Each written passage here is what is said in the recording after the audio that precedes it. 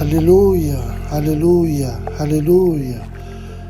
Miarabantsika rehetra amin'izao andro marainan'ny fa 7 aprily 2024 izao, ary tonga amin'ny andro fa 1 isika amin'ny anina sahaza. Ny lohatenitsika androany dia ny hoe fahasahiana manohatra fahakiviana, fahasahiana manohatra fahakiviana. Mino fa ikasika ny fonao Andriamanitra androany ary anomeanao hery, anomeanao fanantenana indray amin'ny anarana hery Jesosy Kristy. Ny vakitentsika androany dia hitantsika amin'ny Salamo fa 2:7, andininy fa 1:10. Salamo fa 2:7, andininy fa 1:10. Manao toy izao: nahoana no mitanondrika ianao fanahiko, ary nahoana no mitoloko ato anatiko ianao. Manantena n'Andriamanitra, fa mbola hidera azy ihany aho, izy ny famonjena ny tavako sady Andriamanitra. Amen. Tsy fahotana akory ny fahakiviana, fa toe-javatra andalovan'ny olombelona indraindray. Ary eto ilay manoratra ny Salamo io dia niteny tamin'ny fanahiny ihany hoe nahoana ianao no mitanondrika, manantena n'Andriamanitra. Misy fotoana ny zavatra feno fahasahiana indrindra ataonao eo amin'ny fiainanao dia tsy manaiky ho ketraka mihitsy na ho kivy. Aveo misy fotoana ny zavatra feno fahasahiana indrindra ataonao eo amin'ny fiainanao dia tsy manaiky ny ho ketraka na ny ho kivy. Manana fahefana ianao hiteny amin'ny fanahinao.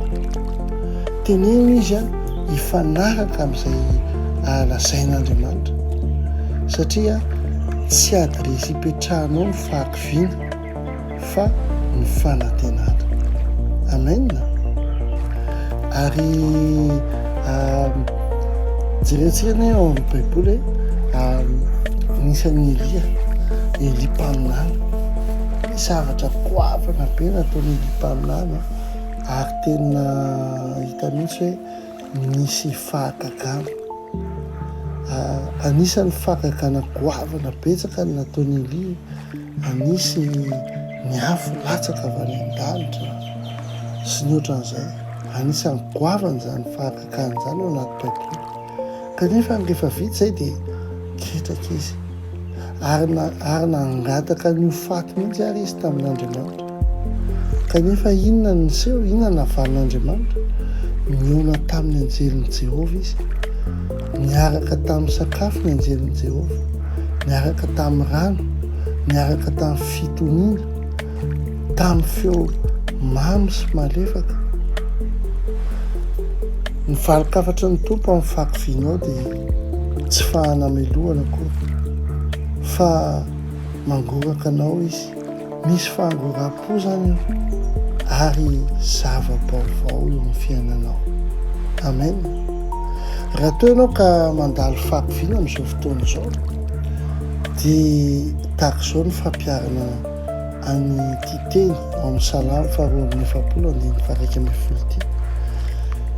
Mitenena mivantana ny fanahinao zao, mitenena amin'ny feo fahasahiana mihitsy hoe fanahiko, mino aho fa maninona ianao ny kivy.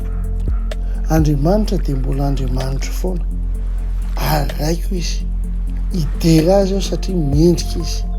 Amen. Teneno an'izany ny fanahinao. Hivavaka tsika. Ray eo mandany io kivy eo androany.